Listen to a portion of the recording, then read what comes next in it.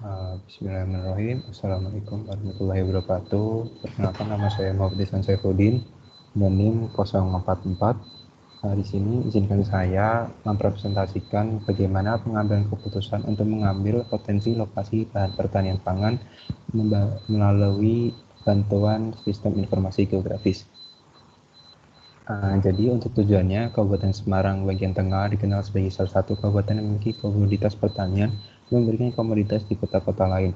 Di satu sisi, Kabupaten Semarang bagian tengah memiliki potensi bencana dalam aspek geologi, gempa, dan longsor.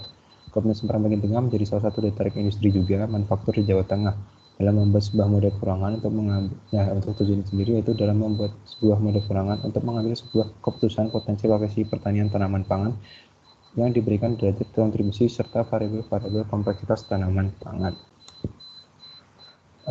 Berikut analisis yang saya kerjakan, di mana terdapat 3 analisis. Yang pertama, 3 analisis syarat tumbuhan tanaman pangan, di mana ada variabel nilai KTK atau nilai kapasitas tukar kation, ada indeks vegetasi, pH tanah.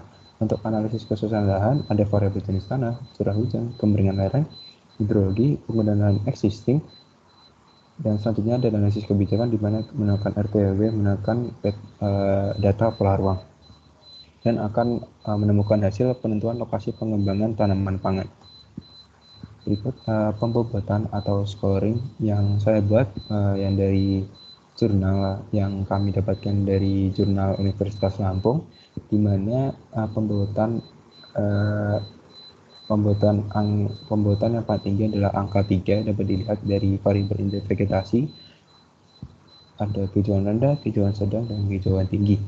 Untuk pH tanah sendiri, yang paling tinggi adalah mendekati normal pH-nya. Untuk kapasitas tukar cation, yang paling tinggi adalah pada nilai sedang. Untuk analisis selanjutnya ada jenis tanah, di mana jenis tanah terdapat aluvial dan latosol. Untuk curah hujan sendiri di atas 3000 mm per tahun. Untuk kemiringan lereng sendiri pastinya di datar.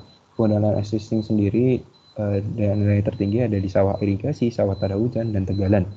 Untuk hidrologi sendiri kita menggunakan debit air, di mana yang paling skor tinggi adalah 1107 meter kubik per detik.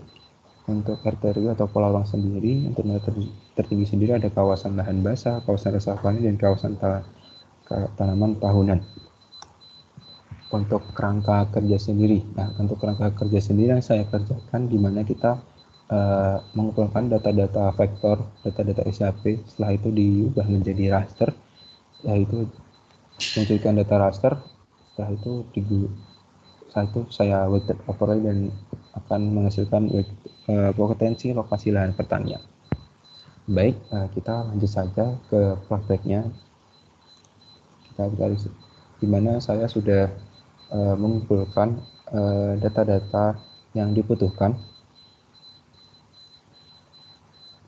Setelah itu sesuai dengan kerangka kerja sendiri, dari data-data vektor ini kita jadi ubah menjadi raster. Tapi sebelumnya setiap data ini sudah saya kasih nilai, di mana sesuai dengan pembuatan atau scoring yang tertera pada PPT tadi. Mungkin lanjut saja.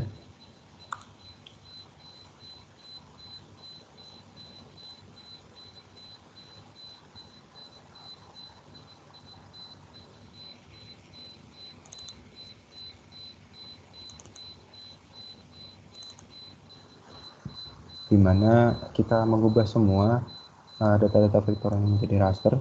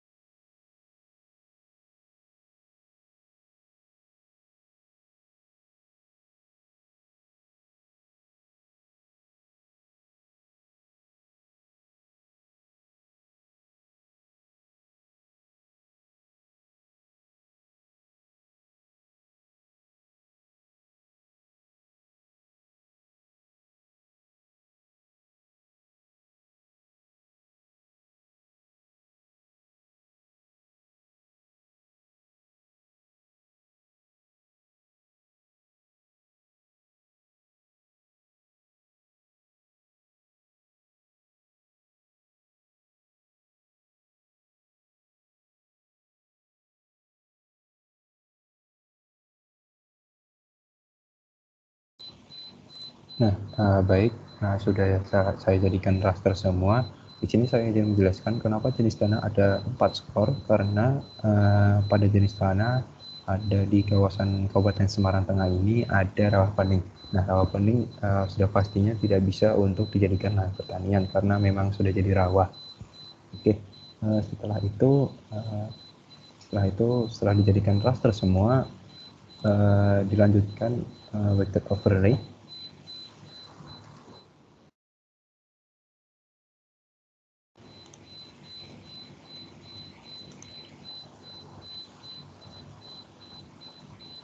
Di mana kita memasukkan satu persatu dari variabel-variabel yang sudah jadikan raster ya pastinya. Ada pH tanah,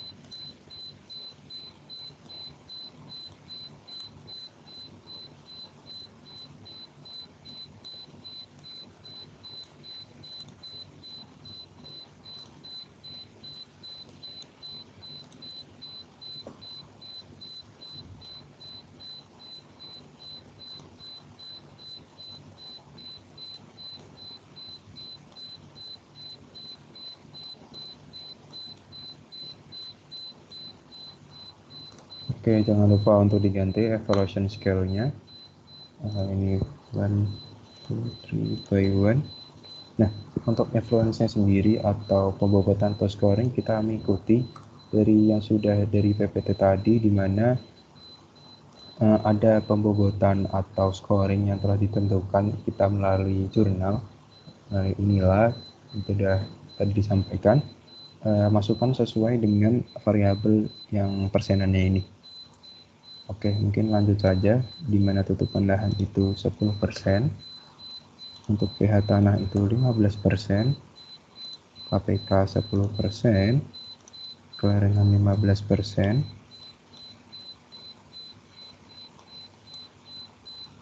jenis tanah 10%, untuk indeks vegetasi 15%, hidrologi 10%, ruang 10%.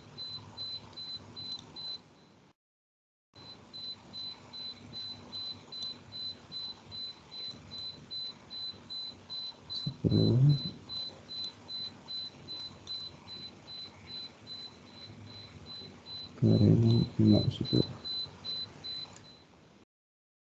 Oke, yang sudah semua tutupan lahan 10%, pH tanah 15%, KPK 10%, kelarangan 10%, jenis tanah indeks vegetasi 15%, hidrologi 10%, curah hujan 10%, ruang 10%.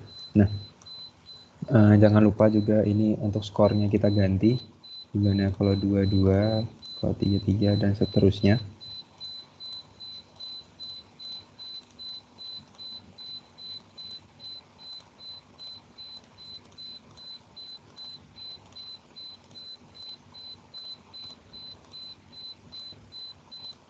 Nah, untuk jenis tanah ini kan ada 4 skor, di mana kalau 0 berarti di restricted, berarti tidak bisa untuk benar-benar tidak bisa untuk ditanami atau menjadi lahan potensinya.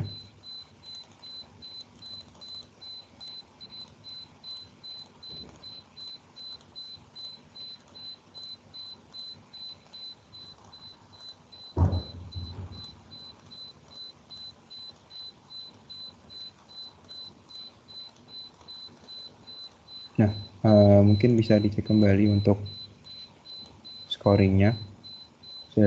Nah, setelah itu mungkin teman-teman bisa langsung oke aja. Kalau mungkin mau disimpan juga bisa. Untuk data rasternya telah di weighted overlay. Kita oke saja.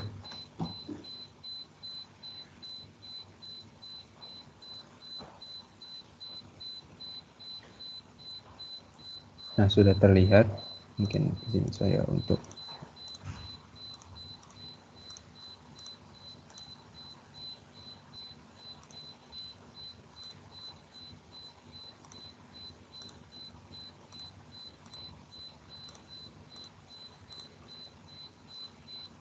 berikut untuk hasilnya. Mungkin untuk membantu kita masukkan peta dasarnya untuk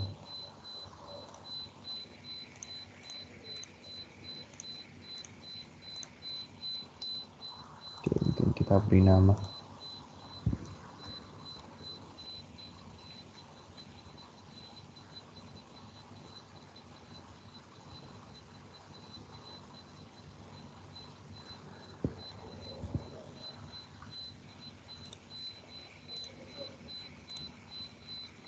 Nah, berikut untuk potensinya, di mana di setiap kecamatan ada potensi untuk menjadikan lahan pertanian. Mungkin yang dapat terlihat itu yang banyak mungkin di sekitaran Danau Rawapening. Itu dikarenakan yang pertama mungkin kita bisa lihat dari indeks vegetasinya, di mana indeks vegetasinya paling banyak itu di sekitaran Danau Rawapening. Bisa dilihat ini, di mana maksud saya kerapatannya banyak sesuai dengan scoring, ya, di mana angka 3. Setelah itu, selain di vegetasi, kita bisa lihat juga dari pH tanahnya, di mana angka skor 3 banyak ditemukannya di sekitaran Danau Rawapening. Setelah itu KPK-nya juga kita bisa lihat kebanyakan di Rawapening. Nah, oleh karena itu kenapa kita sebagai perencana memaksimalkan di sekitaran Rawapening sebagai ditumbuhi sebagai lahan pertanian pangan. Itu kenapa? Karena dari indeks vegetasinya, pH tanahnya, dan lain sebagainya itu di sekitaran Rawapening itu sangat mendukung. Jadi kita sebagai perencana akan memaksimalkan di sekitaran Danau Rawapening itu sebagai lokasi lahan, potensi lahan pertanian, pengembangan potensi lahan pertanian pangan. Nah, seperti itu. Mungkin izinkan saya untuk menghasilkan hasil layoutannya, dimana kita bisa lihat di sekitaran Danau Rawapening sangat sesuai untuk lokasi lahan pertanian pangan. Itu mungkin yang dapat saya sampaikan untuk pemaparan pada hari ini, di mana dihasilkan di Kecamatan Tuntang, Banyu Ambarawa, terus Jambu, Getasan, dan Tuntang itu, dan masing-masing memiliki potensi untuk dijadikan lahan pertanian. Dikarenakan memang Kabupaten Semarang ini memang sangat mendukung untuk lokasi lahan pertanian. Oke, itu saja yang dapat saya sampaikan. Kurang lebihnya mohon maaf. Wassalamualaikum warahmatullahi wabarakatuh.